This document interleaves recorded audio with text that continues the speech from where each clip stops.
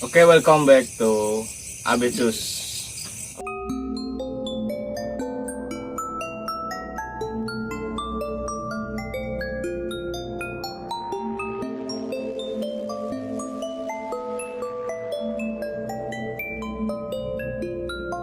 Oke teman-teman, balik lagi bersama kita di channel Abecus. Tentunya kali ini saya akan menceritakan sebuah pengalaman dan kisah nyata, yaitu arwah bingung teman-teman.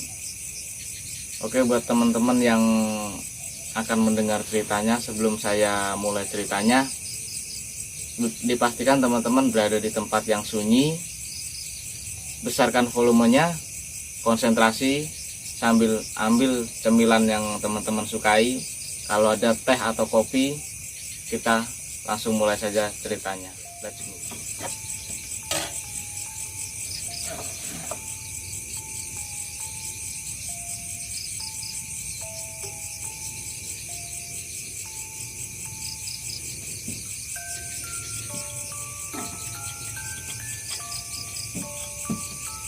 Oke, cerita ini diambil dari Pak D yang berinisial A. Jadi awal mula ceritanya gini, Re. Pas pada zaman waktu itu, sekarang posisi saya di orang ini ya, orang yang punya cerita ini. Pada zaman waktu itu saya dipanggil kakek. Saya dipanggil kakek untuk suruh ke rumahnya. Saya datanglah ke rumah kakek saya sendiri. Terus akhirnya saya udah sampai di rumah kakek, saya diajak ngobrol lah sama kakek. Ayo melu aku le, karena aku gitu. Saya suruh nganterin, ya udah saya antarkan kakek pakai sepeda motor. Pas di jalan nggak ada apa-apa, sesampainya di tempat lokasi, kok di depan ada rame-rame. Terus saya tanya ke kakek, kek itu apa kek, kok rame-rame? Terus suara tangisan mulai terdengar tuh. Ternyata saya suruh mengantar kakek ke tempat rumah duka salah satu. Jadi di keluarga itu salah satunya ada yang meninggal. Oke, sesampainya di lokasi saya langsung berjabat tangan sama yang punya rumah, sama kakek juga, masuk ke situ mengucapkan bela sungkawa. Kita duduk tuh berjejer, biasa baca-baca surat-surat Al-Quran buat mendoakan jenazah yang baru saja meninggal. Akhirnya setelah beberapa waktu saya duduk di situ, tiba-tiba tuh kakek ngelus muka saya, lebih tepatnya ke mata saya, beginilah kurang lebih gitu. Nah akhirnya saya buka lah mata saya buka. Pas saya buka, saya kaget, terkejut. Di sebelah mayat itu ada orang berdiri, yang tadinya nggak ada orang. Biasa yang di samping-sampingnya keluarganya pada nangis gitu kan. Tapi yang setelah pas saya digituin sama kakek, itu ada orang berdiri. Dan lebih yang bikin saya kaget lagi, orang yang berdiri itu kembar dengan yang jenazah tadi, sama yang jenazah itu. Jenazah yang baru saja meninggal, kembar. Akhirnya saya di situ bingung dong, kok kembar gitu, apa ini saudara kembarnya atau gimana? Saya situ masih belum ngeh. Tapi kok di situ gelagat dari orang yang berdiri itu agak aneh. Dia kayak seakan-akan tuh nggak tahu di situ sedang ada orang yang meninggal, sedang ada kabar duka, nggak tahu. Dia kayak orang bingung gitu. Ada apa ini gitu. Akhirnya saya mau tanya ke kakek tuh.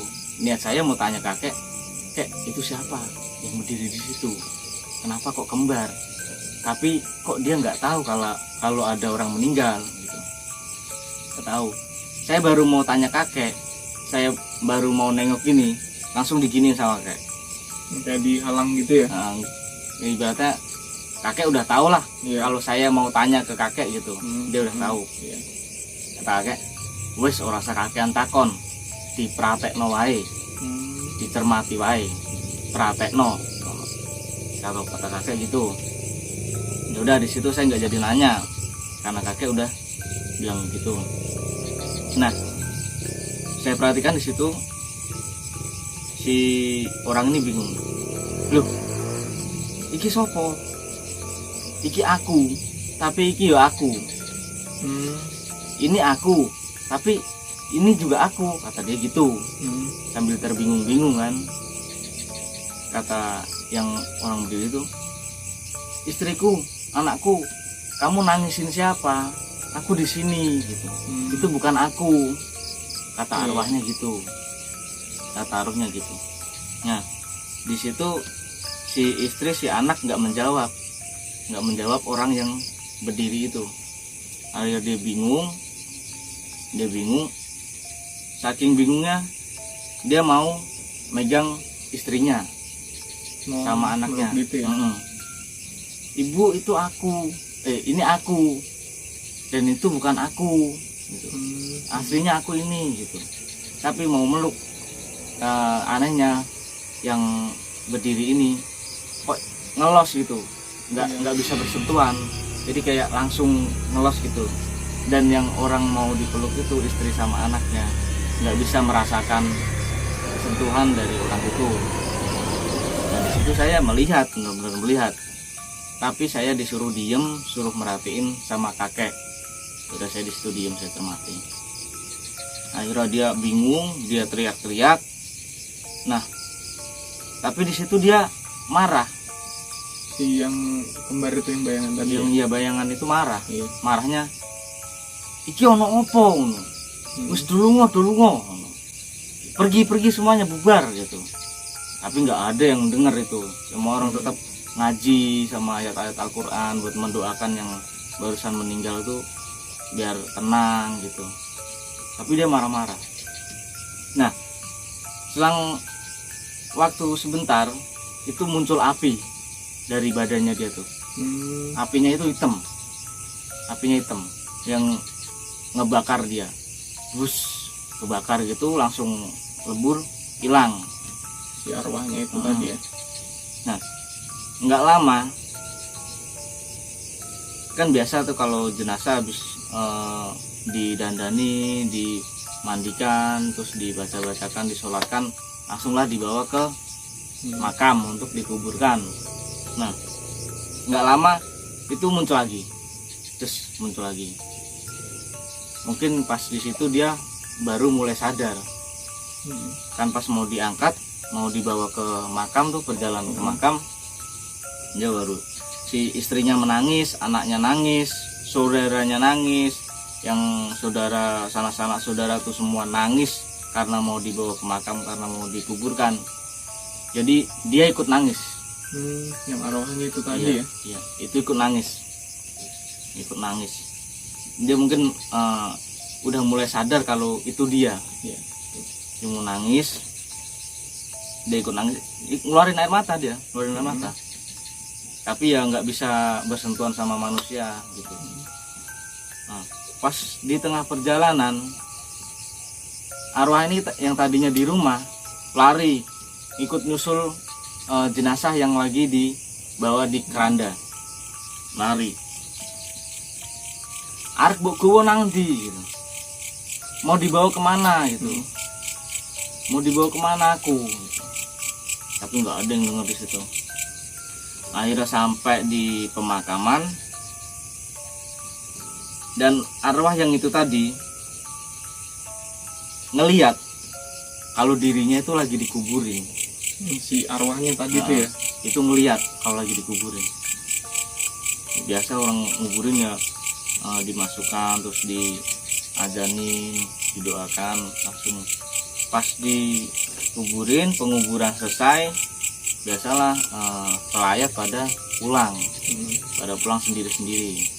Tapi si jenazah tuh walaupun tanah udah masukkan ke liang lahat, udah selesai pemakaman, tapi dia tuh bisa ngelihat jenazah dia dari atas tanah. Iya. Jadi kayak misal tembus gitu. Dia tembus langsung ke jasadnya. Nah, dia ini mau, dia udah pas sudah mulai sadar kalau bahwa itu dia mau masuk ke raganya lagi nggak bisa, masuk ke jasadnya lagi nggak bisa. Dia bingung di situ. Akhirnya dia ikut pulang.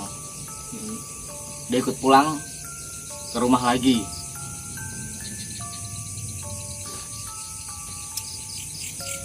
Dia ikut pulang ke rumah lagi. Ya, biasa habis kayak gitu kan ada kayak cerita-cerita sedih, masih pada dalam keadaan duka. Nah, singkat cerita, kebetulan di situ aku diajak kakek lagi buat ke 7 harinya. Kalau 7 harinya kan tahlilan gitulah, bisa dibilang tahlilan gitu. Nah, biasanya kalau budaya kita, entah itu tahlilan orang meninggal atau selamatan orang mau nikah atau dan segala macam perlunya, itu kan pasti ada yang namanya makanan ya, yang makanan kecil atau snack-snack lah buat para tamu yang akan datang. Nah, itu si arwah tuh datang lagi ke rumah. Aku masih lihat di situ. Terus si arwah nih marah-marah ke istrinya sama anaknya. Loh, ada apa ini? Ada apa ini? Aku kerja capek-capek. Aku kerja siang malam buat nafkahin kalian. Tapi kok kalian malah menghambur-hamburkannya buat orang-orang ini. Yang sejumlah makanan tadi. Iya, jadi kayak menurut si arwah nih, istrinya nih menghambur-hamburkan uang dan membeli makanan buat orang-orang ini, orang lain ini. Nah, singkat cerita di situ arwahnya tuh marah-marah. Arwahnya marah-marah. Terus nggak lama api itu muncul lagi, yang api hitam itu. Iya, karena arwah itu ya. Karena arwah tadi tuh marah-marah. Nggak lama tuh api hitam muncul lagi, ngebakar dia lagi. Nah,